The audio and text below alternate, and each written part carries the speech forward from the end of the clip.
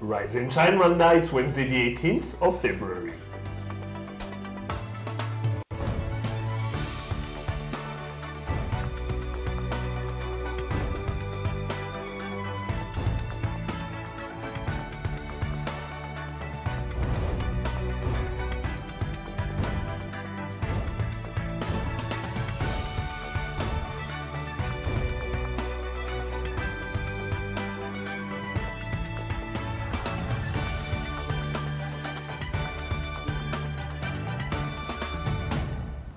Coming up on today's Rise and Shine Rwanda.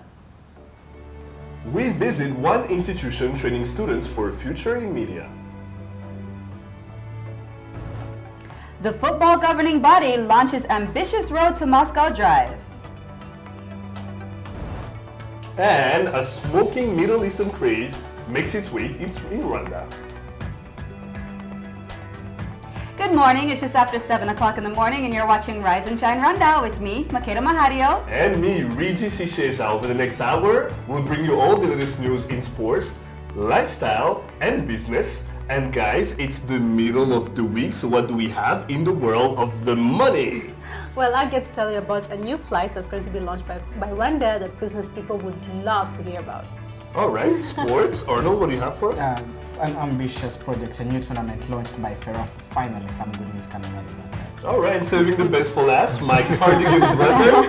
I see you too. What do you have for us in lifestyle? Well, today I've got something that's trending right now in Kigali that I think all of you have heard of, but I'll let you guys see it in lifestyle. Ooh. Okay, looking forward to it all. All of it is to come and still more, but first, Rise and Shine story of the day.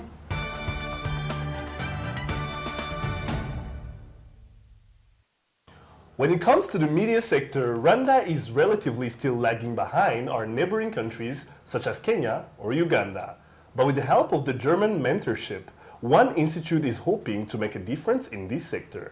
Alan recently went to visit Rwanda's very first film school here in Kigali. Let's take a look. The Rwanda Media Project is a joint project between Rwanda's Kwetu Film Institute and the German Development Cooperation, which is financed by the German Ministry of Economic Development and Cooperation. The joint venture focuses on technical, vocational, and educational training of young media professionals. Inyungu iri muri uyu mushinga Rwanda Media Project na Kwetu Film Institute. Inyungu ya mbere ni ubumenyi. Abantu bavuye mu Budage, aba-expert bavuye mu Budage baza gutanga ku banyeshuri bacu hano. Inyungu ya kabiri ni ibikoresho. Rwanda Media Project yazanye ibikoresho byiza bigezweho kandi byinshi. I spoke to one of the mentors and he says the students learn a lot of technical skills which they will be able to use in their professional careers. What we're doing here now is a 2-year program. It's an apprenticeship for a media designer. And the idea behind that is that the students learn all of the technical jobs associated with television, radio, film, or also music production. So basically they get a very widespread education concerning all audio and visual arts, actually. Since the project is still quite new, the Institute can only accommodate 15 students for now. But they hope that once more funding is available, they'll be able to get even more students to join the program. Well, we only have 15 students for 2 years, and after these guys graduate, we'll have the next round of 15. And we like to keep the classes small because we only have a limited amount of equipment. We have a total of 4 cameras for 15 students. And we only have 15 laptops, and we wanted each student to have their own laptop. Sharing equipment in larger groups wouldn't make sense. They wouldn't learn as much, they wouldn't get as much time to practice, and so on and so forth. Although this is just their first year, Mr. Ferg says he's very happy with how far the students have come. During the first semester, students got opportunities to do internships in media houses around Kigali. In the second semester, he says the students will spread around the country, and by the third semester, they even hope to send the students to Germany. The project managers here, they are very well connected. They have good connections to large broadcasting houses or even post-production houses in Germany, and it is part of the program that the students will have a chance to go to Germany for an internship. I spoke to one of the students who told me he's always dreamed of becoming a filmmaker since high school, and he hopes that with the knowledge he gains at the school, he will be able to tell his own stories. My goal, because I really like to tell stories. I'm a storyteller. So I think after my graduation here, I will be able to tell all my stories. You know, Rwanda has many stories that are not told yet. So I think with the skills of video production, all of us, we will be able to tell the stories. We can create our own stories. We can tell real stories.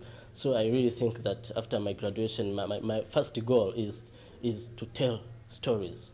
The Rwanda Media Project, in partnership with local government, hopes to push the idea of a film economy, which will not only support the development of the country, but also create jobs for many people in the media sector. Alan Karakire, Rise and Shine Rwanda. And joining us in studio is the head of Rwanda Film Festival, Victor Kagimba. Good morning, Victor. Good morning. All right, so you guys have a festival coming up. So this is really taking, it's taking a life of its own, and it's really, you're bringing film to Rwanda, basically. Yes, we are. Not just that, we are taking Rwanda to the world and bringing the world to Rwanda. Nice. So it's happening. All right. So with this training that's happening over at Kwetu, one thing that I was curious to know after watching was, do you go on to help the students actually find jobs after, or maybe start their own projects after? There's so many ways of doing it. You could get your film into a festival that sort of gives you exposure to say international collaborations, which is endless opportunities after that. So that's one of the ways. I speak for the film festival, of course. Okay. Yeah. All right, so tell us, what did Kwetu really bring to you? What didn't you have? What skills were you lacking once you got there that they actually gave you, and you became who you are today, basically? Are you talking about the students or me? You and the students. Me and the students. Well, first and foremost, Kwetu, for the people that don't speak Swahili, Kwetu means home. This is home to the creative culture. The Rwanda Cinema Center, which is the festival is an initiative of Rwanda Cinema Center, and it's home to Kwetu is home to so many projects. So Kwetu is home to it's a creative space, home to so many things. Whether for a school, a festival, think of anything creative, it's literally there. Now let me speak about the festival. Let's speak about this festival. Okay, so what can we look forward to for the festival this year? This year's festival, we're going to involve all the other art forms. We're going to have poetry, music, fashion, name it. As I speak, after this, I'm going to go to a music festival called the Isana Music Festival, which is in conjunction with Kigali Up, and we're working alongside Kigali Up to some warm-up sessions. Right. Probably, get ready for the festival, and yeah. So it's going to encompass quite a few things, because I think when someone thinks of a film festival, they think you're going to go there, you're going to see some movies from different places. But this year, you're actually going to be incorporating different events. The one thing you have to sort of keep in mind is the film festival is a cultural event, which film transcends genre. It's not just. When you say film, you can make a film about anything. You can make a film about writing, you can make a documentary about literally anything, which means every given subject falls under film. So we kept that in mind, and we came up with a theme called Limitless. Drawing inspiration from imagination is more important than knowledge, because you can think of something that's not been created. You can think of you can think of going to name a planet. Because we've been to Mars. That's still debatable. It's not Mars. Sorry, it's the moon. The moon. We're trying to go to Mars. Maybe in one of the movies.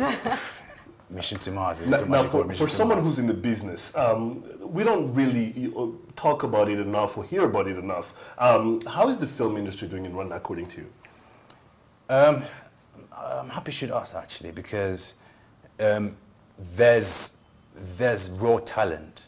I meet so many local filmmakers that say, I want my film to be in a festival, and I say, all right, fair enough. And I think they're worried that we're going to sort of, look at the international standard and sort of be judgmental, whatever you want to call it, but I tell them, look, go to a creative space like Kwetu, get sort of familiar with the workings of the industry, and before you know it, you will have naturally your way to your respective greatness. So that's what I tell the people. And in terms of where the film industry has got into, I think we're still babies. Of course, we have a long way to go, but we have the raw talent. We've got enough time, actually. I would say in good time, definitely. Now, what would you say to a young filmmaker who perhaps can't get to Kwetu or get into any of these projects, or maybe doesn't even know how to kind of go about it, but they have that passion, they have that natural perhaps talent, and they maybe have access to a camera? What could you advise them to do? Use the resources you have. Start with a pen and paper, because ideas start from, you can start from pen and paper, and hold on to them dearly, because they will, unfold as time goes on. If you're lucky enough to find yourself in a place where you can, get them out there.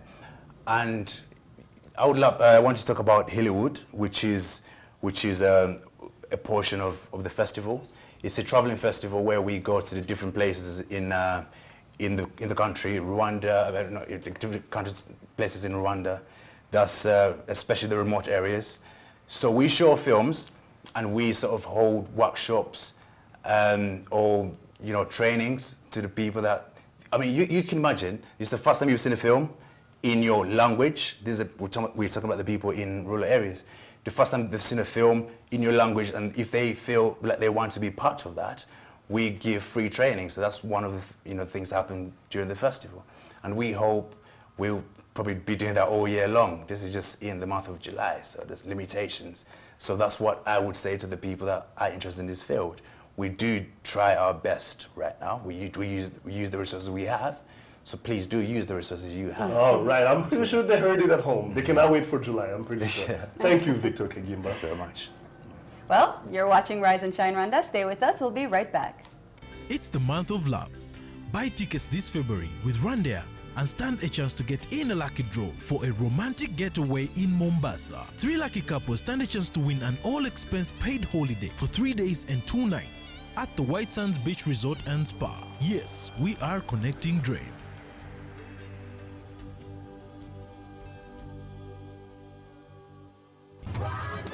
Fly our dream to the heart of Africa.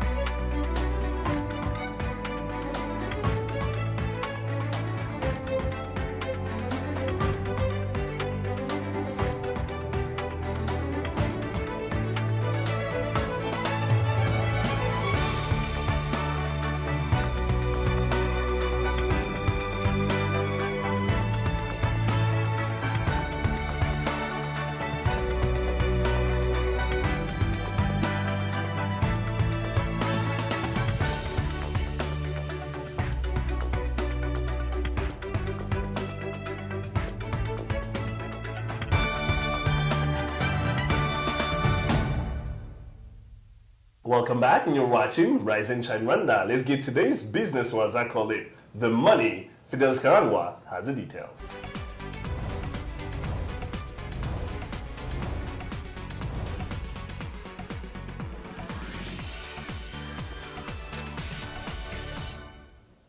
Business stories making headlines today. Rwanda is expected to save up to 20 billion Rwandan francs on sugar importation following the introduction of Mauritius ACS Limited, which is set to start producing sugar by the end of this year. Rwanda's local demand for sugar is more than 80,000 tons per year, although the country's sole sugar producer, Kabuye Sugar Works, produces only 10,000 tons per annum due to different reasons. This has led the country to rely on sugar imports to meet the local demand. Grain farmers in Kayonza districts will now find it easy to acquire loans thanks to a warehouse receipt system started in the area by the East African Exchange last week. Officials said farmers who will store their produce at the East African Exchange run warehouse will be eligible to access bank loans of up to 70% of the value of the deposited produce. After, they will receive a receipt which serves as a collateral for loans from Bank of Kigali, Banque Populaire de Rwanda and EcoBank. And Rwanda is expected to begin direct flights to Lusaka, Zambia next month. Officials said the flights will be incorporated in the Johannesburg route and will have 3 weekly flights from Kigali to Lusaka. The route is expected to offer convenient and affordable flights to passengers who will also take advantage of the airline connections to destinations in Africa and the Middle East. This is hoped to strengthen business relations between the two countries. You're up to date today's business headlines. Sports news coming up next in just 10 minutes with Arnold Quizera.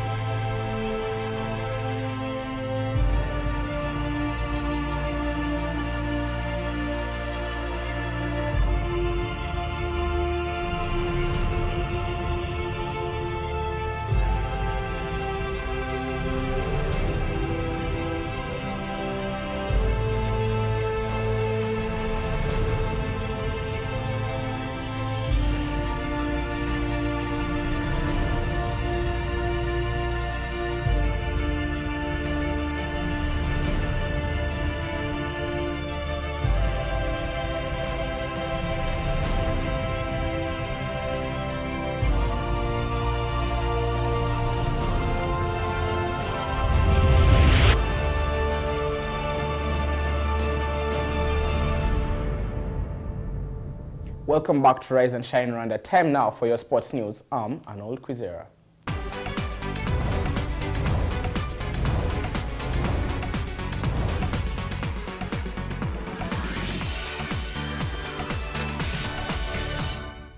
Starting with cycling, disgraced cyclist Lance Armstrong, who was stripped of 7 Tour de France titles for doping, must pay $10 million after losing an arbitration dispute with SCCA Promotions.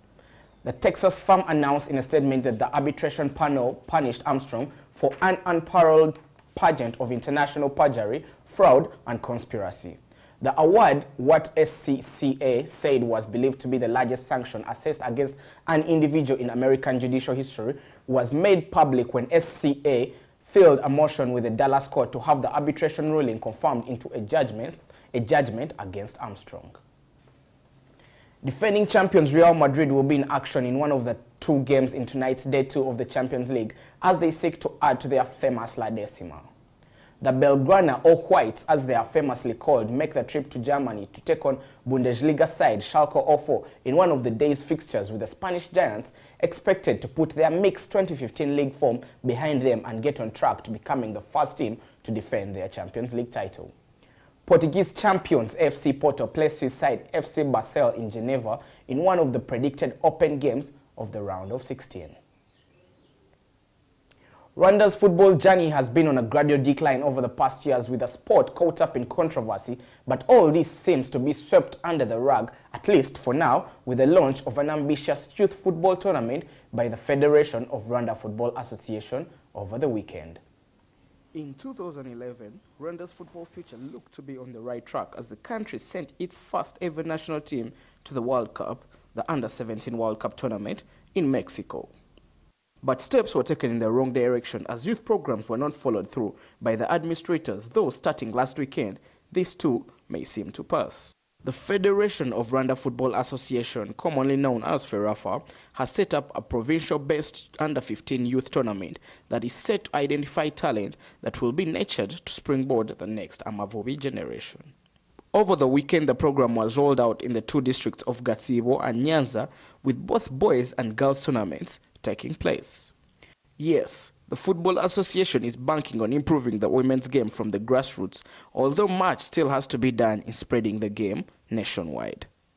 If all goes to fruition, as this ambitious plan is said, it may not be long before Rwanda produces the next Olivier Karekezi, Jimmy Gateto, or even our own Didier Drogba or Yaya Toure. Arnold Kwizera, Rise and Shine, Rwanda. So our youth clearly is doing better than our assisted teams here with the federation and all that. What do you attribute that to? I think it was a great plan from the Federation of Rwanda Football Association to come up with this tournament.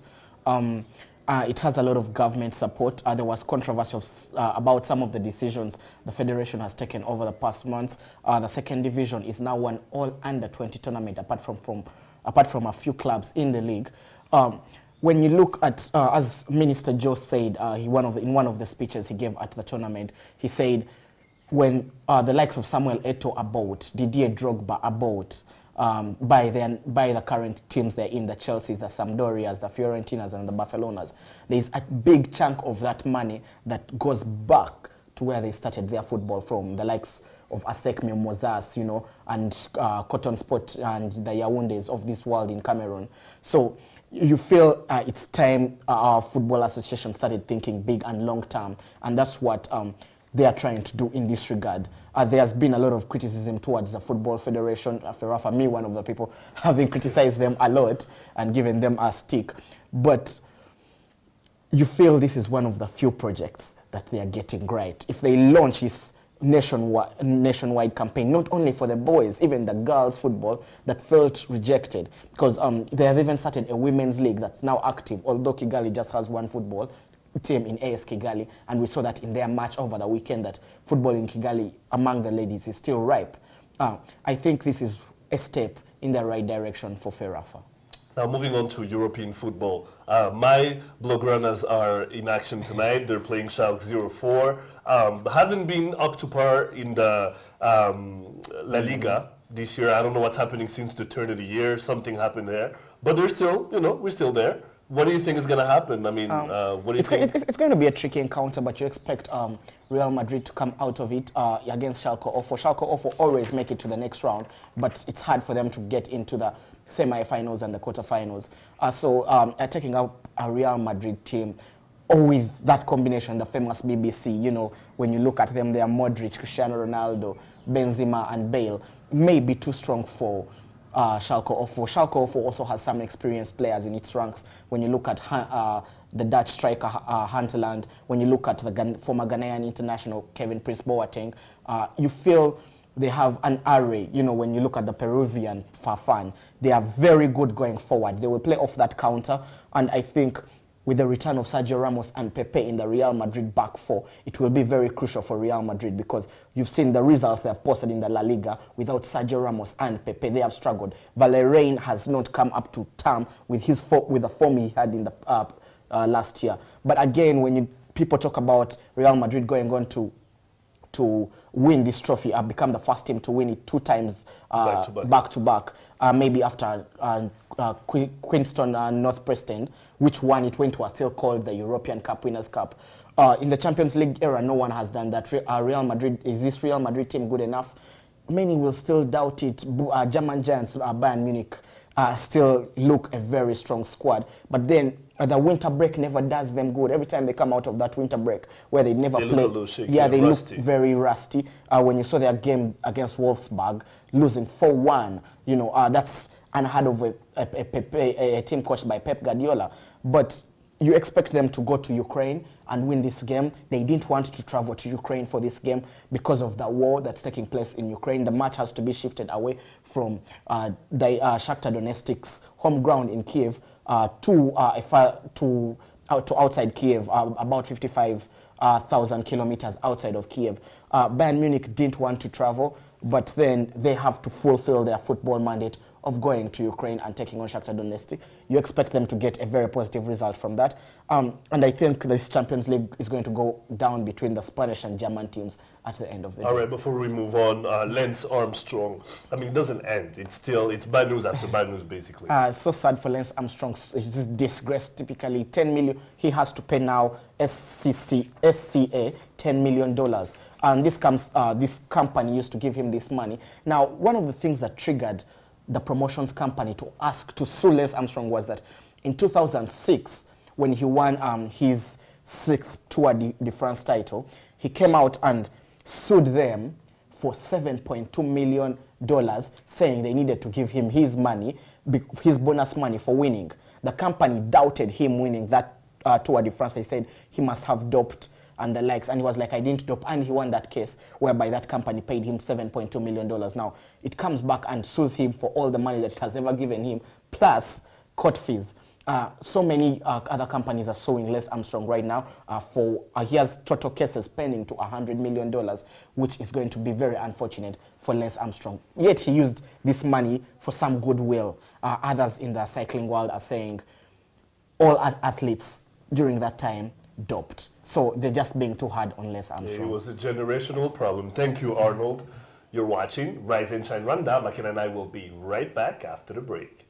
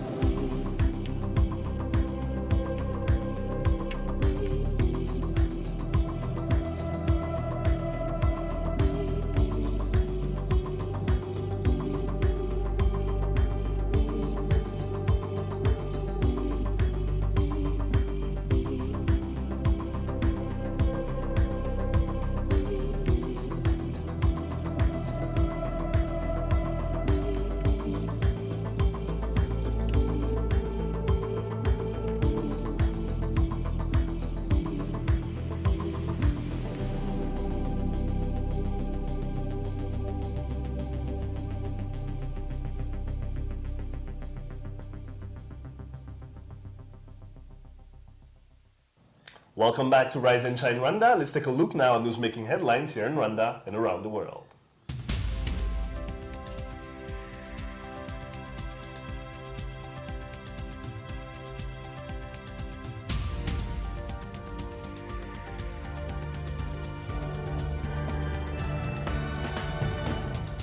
The country's efforts to achieve its 2018 energy targets is set to be on top of the agenda at this year's National Leadership Retreat. Under the EDPRII framework, Rwanda is expected to connect electricity to 70% of the population by 2018. Of these, 48% would be connected on the grid and 22% through off-grid connections. Currently, accessibility stands at 17% with 3 years remaining on the deadline. The National Retreat brings together government officials, the public and private sector to discuss ways to ensure the several targets are achieved to ensure the country remains on the track. At least 10 people were killed due to the heavy rains that hit most of the country over the weekend. The Ministry of Disaster Management said 6 other people were injured and 30 homes destroyed countrywide. Experts recorded the rate of the downpour at 15 millimeters. The death occurred in Rwamagana, Kayonza, Bugesera, Kamonyi, and Rutsiro districts. Officials have called the public to brace for heavy rains, which will be more vicious in March and April. The Minister of Youth and ICT, Jean-Philbert Nsengimana, has urged the youth to uphold discipline at the grassroots level and become agents of change in their communities. Speaking at Tumba College of Technology in Rulindo District, the Youth Minister called on the public to help fight drug abuse, sexually transmitted diseases, and HIV/AIDS to improve the quality of their lives. He also encouraged youth leaders to work hard in enhancing the country's socio-economic development and show their strength in the use of technologies to help lead the country towards a promising future. And in regional news, heads of states of the East African community are expected to meet in Nairobi this week to discuss sustainable financing mechanisms to the bloc's projects. Officials said the Council of Ministers are expected to present a report on alternative financing mechanisms, including the option of 1% of import from outside EAC. Other areas to be discussed include the creation of the One Area Network between the 5 member states.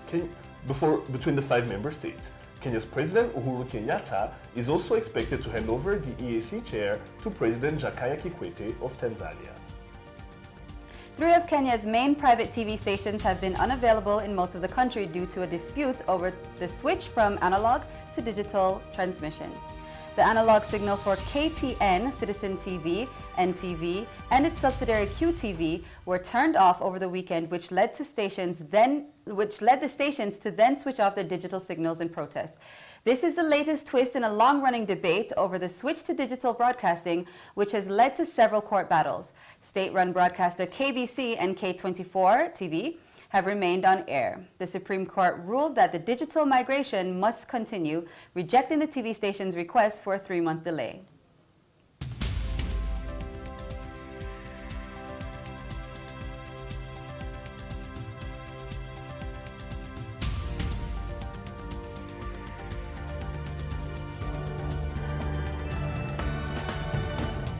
Time now for a review of the headlines. Doreen Mutesi from the New Times joins us now to look through some of the front pages. Good morning, Doreen.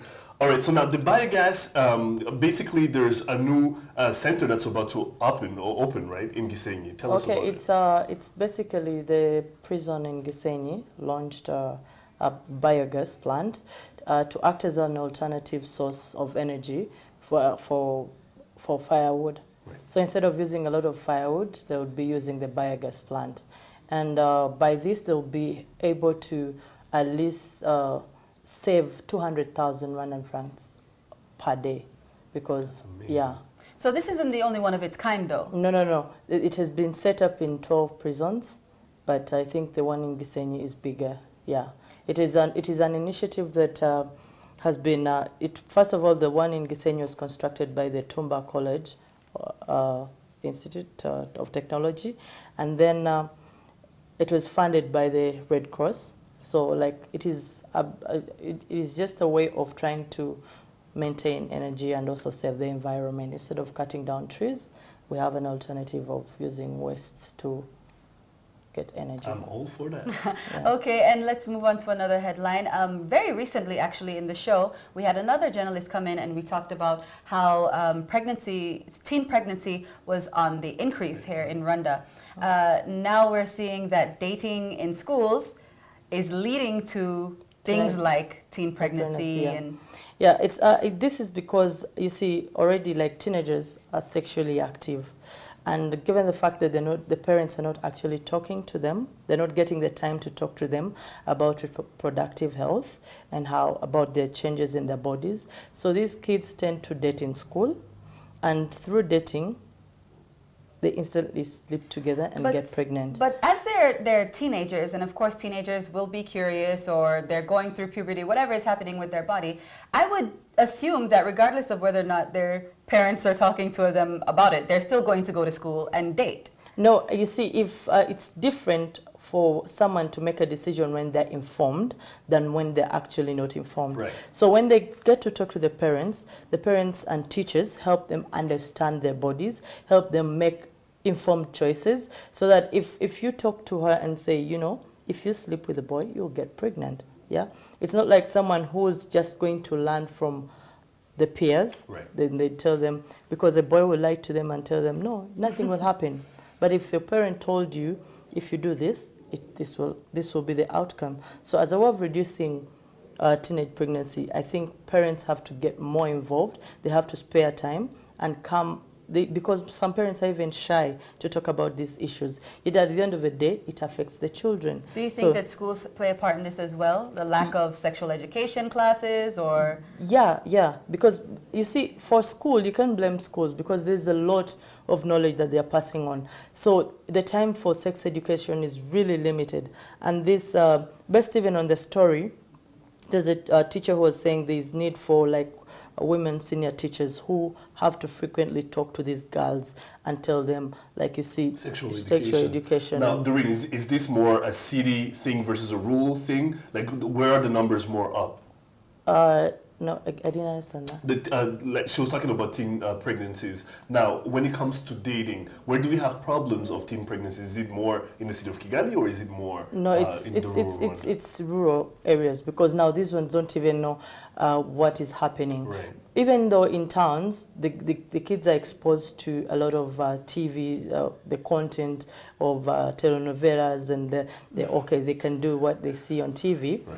But then for rural areas, these ones are so naive. They don't know what is happening. They don't know their bodies changes. They don't know. So they're easily manipulated and easily lied to, that they end up engaging into sex at an early age. So you said dating in schools. Does that mean that this is happening in only co-ed schools, or mostly co-ed schools, or is it across the board with students? No, it's usually college, high school. You see, at that, when you're still a teenager, you see you're rebellious. In mixed schools, boys and girls schools? Yeah, sure. Okay. I mean, that may be one way to because kind of there's curb also that an thing. issue of, you see, the teachers saying, no, you're not supposed to associate with the opposite sex. That itself affects the girls and the boys, yeah? So they say, why are you trying to limit us not to associate with one another? It wakens up the curiosity. So, yeah, due to curiosity, they end up, you know. But if they're informed that this is supposed to be like a brother, and yeah, I think that will help deal with the problem. Well, more education across the board, I suppose. Thank you so much, Doreen, for coming in. Lots more still to come. Lifestyle is up next, and we take a look at what's hot right now in our daily debate section, Hot Topics. We'll be right back. It's the month of love. Buy tickets this February with Rwanda and stand a chance to get in a lucky draw for a romantic getaway in Mombasa. 3 lucky couples stand a chance to win an all-expense paid holiday for 3 days and 2 nights at the White Sands Beach Resort and Spa. Yes, we are connecting dream.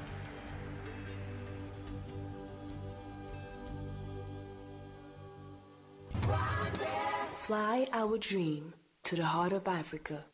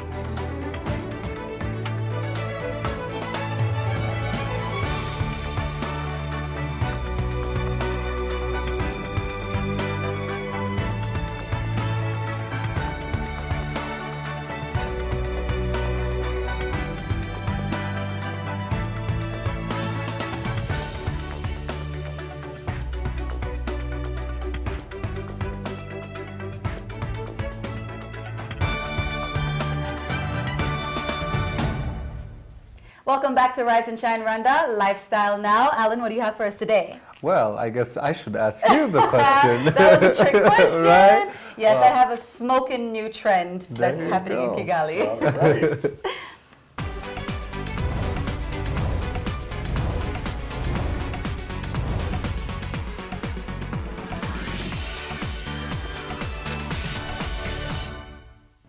A shisha pipe uses water to vaporize flavored tobacco so that it can be smoked and enjoyed.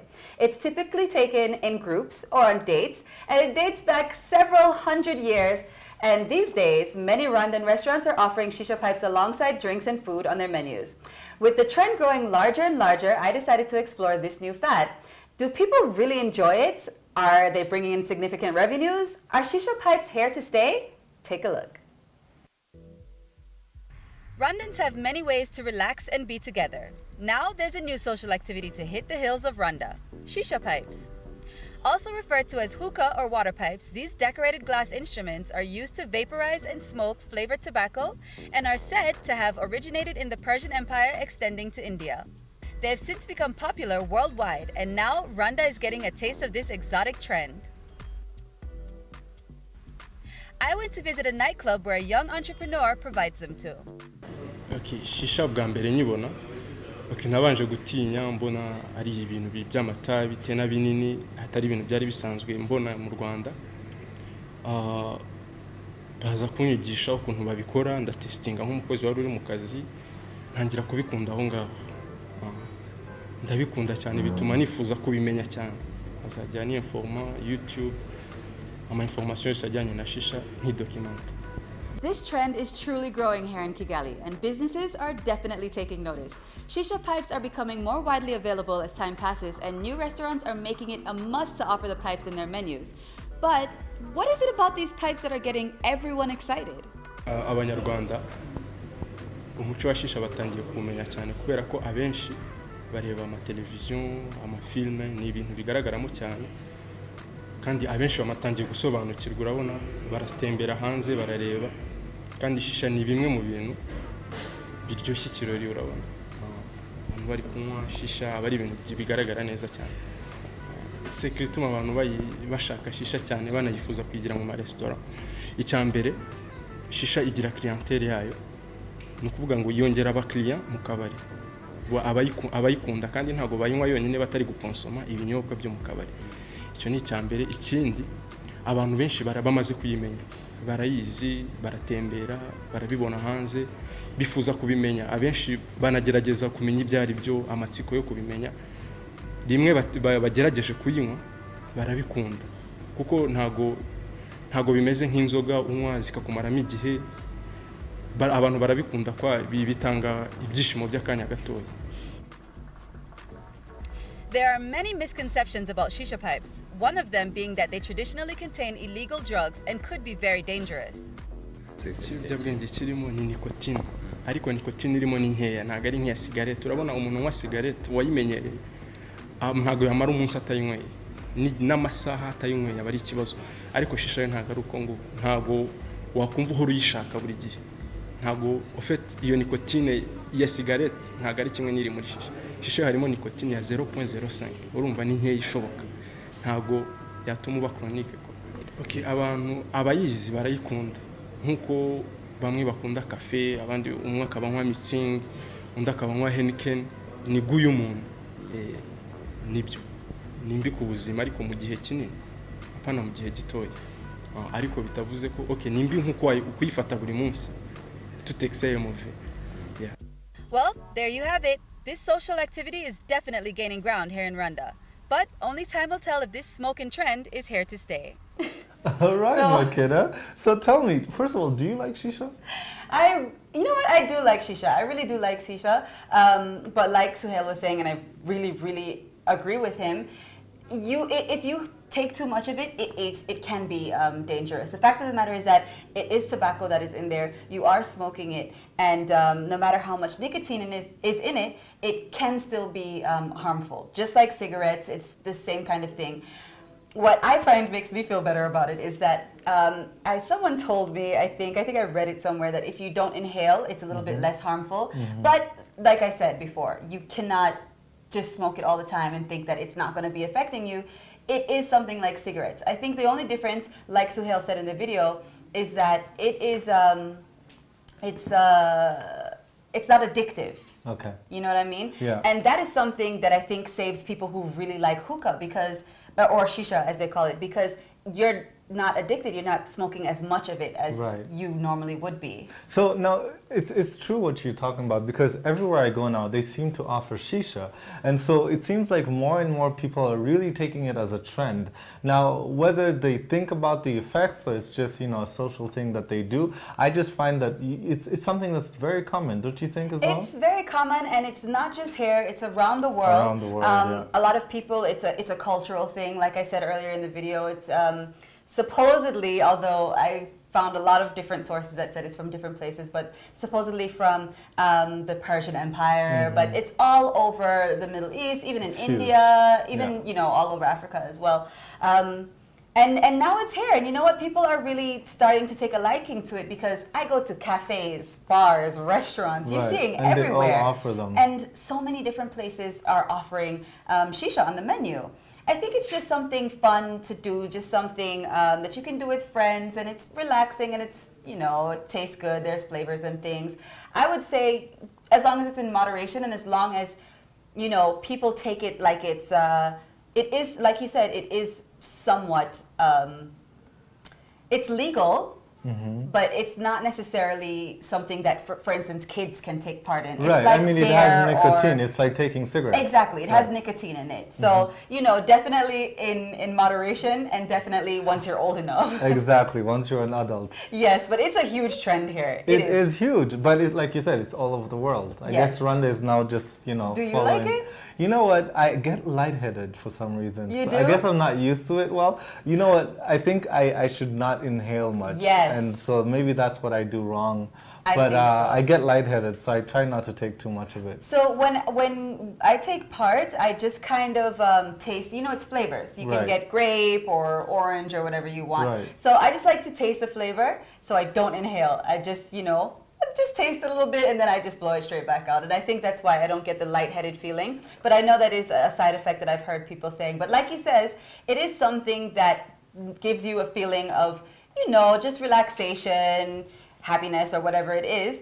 And it's a social thing. I mean, it's a social you don't thing. really see someone going out there and doing it by themselves. It's usually a group setting. Exactly, exactly. And even if it is by themselves, like you said, it's not like alcohol where it's staying in your system and, you know, you feel unwell the next day or whatever it is, you know. Hangover. It's something, you know, I've never heard of a shisha hangover. Yeah. But definitely something, you know, that's taking over Rwanda. Whether you like it or you don't, you know, it's something that is everywhere. Yeah, well, you know what? Hey, trends are trends, right? Trends are trends. But I think this one might be here to stay, though. I think so too. I think so too. And you know what?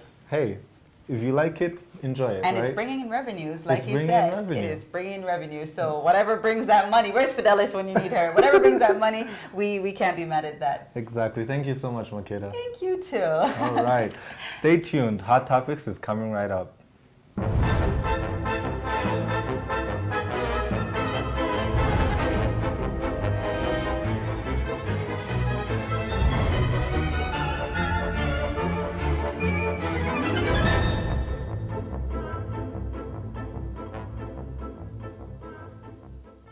Welcome back. It's that Hot Topics time again.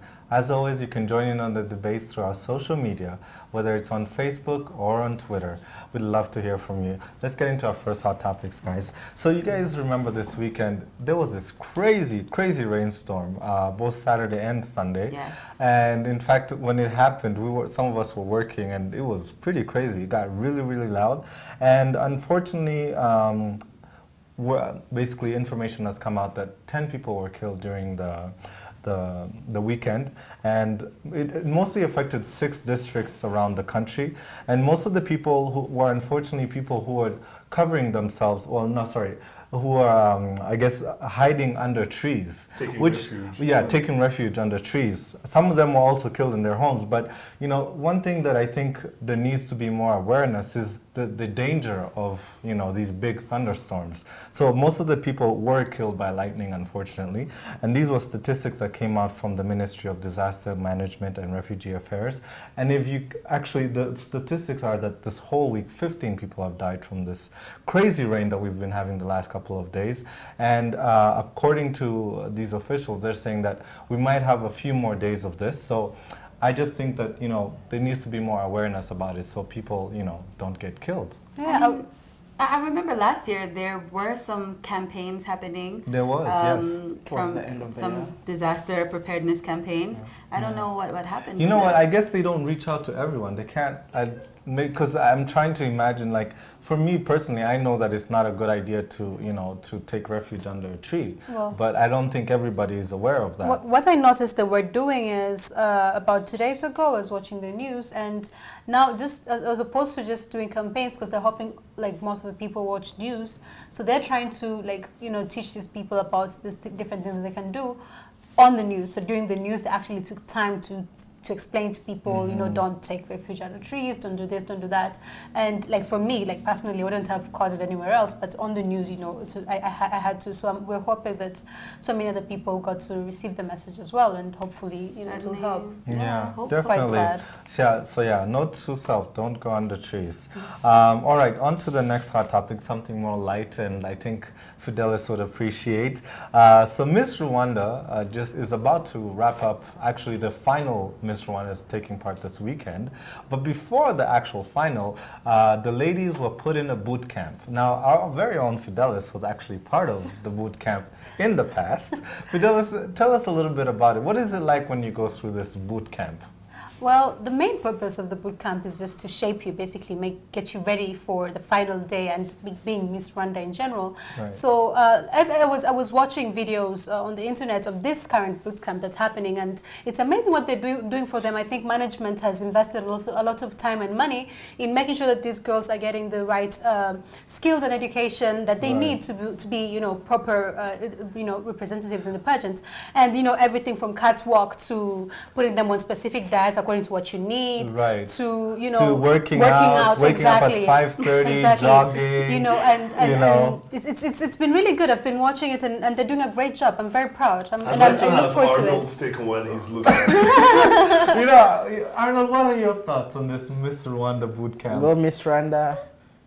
Go Miss Rwanda. Arnold, are you excited? Are you going to see who wins? Takes the crown? There's rugby at that time.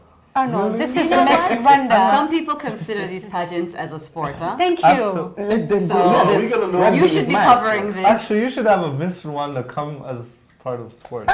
Alan, are we going to know who wins this weekend? Yes, so it's actually February 21st. This weekend is when they'll announce the final Miss Rwanda 2015. Oh, where is it going to be? It's going to take place at Serena Hotel in Kigali. I think I know why Regis is asking all these questions. Because he's going to be there. Flashlights. Flashlights. Yeah. What else do we have on hot topics? All right, on to the next hot topic. Well, actually yesterday and today, Naivasha, I don't know if you guys know Naivasha, but it's just outside of Nairobi, Kenya. There was snow. It was actually snowing. When I say snow, I mean real snow. And, you know, obviously people are not used to snow, and it caused a little bit of chaos, you know, people wondering what to do. But the crazy thing is that it's not the first time that it's rained in Naivasha. No, not rained, sorry, snowed in Naivasha. It snowed as well 6 years ago, and apparently, according to some experts, it's caused by obviously the climate change. But it makes you wonder what's next. Like, are we going to be having winter in Rwanda? I just have a feeling that it must have been like the gods must be crazy-ish. I mean, just imagine kids who've never seen snow. I was watching the video, and these kids were having a blast, and they were playing with the snow. And then this other guy says it's a miracle that the world's about to end, and you know, Jesus is about to come. It's really like I like the way people have taken it. Do you guys remember when there were rumors that there was snow in Butare? Yes, it wasn't a rumor. I thought it was true. I think it was hail. It was hail. It was hail. Okay. Yeah, but there was even hailstorms here in Kigali. People really buy into it. Hailstorms on Sunday in some places. Yes, there was. We're not ready for snow in Africa yet. We're not prepared. They should give us time. No. Anyway, we know you guys' opinions. Don't forget that we love to hear your thoughts, comments, and feedback on what we're talking about here on Rise and Shine Rwanda. Tweet us at Rise and Shine RW. We check for you every day. Like us on Facebook and send us ideas for programs. Check out our Rise and Shine Rwanda YouTube page where you can catch all the shows and reports that we can do. And find us on Instagram, Rise and Shine RW. We love to see photos. Or check out our Rise and Shine Rwanda website. Well, that's all the time we have for today, but we'd love to have your feedback, so do let us know if you have an idea for the program. You've been watching Rise and Shine Rwanda with me, Regis Icheja. And me, Makeda Mahadio. We'll be back here same time, same place tomorrow, so please do join us then. But for now, from the two of us and the rest of the Rise and Shine team, have a great rest of your day. We'll see you tomorrow. Bye. Bye.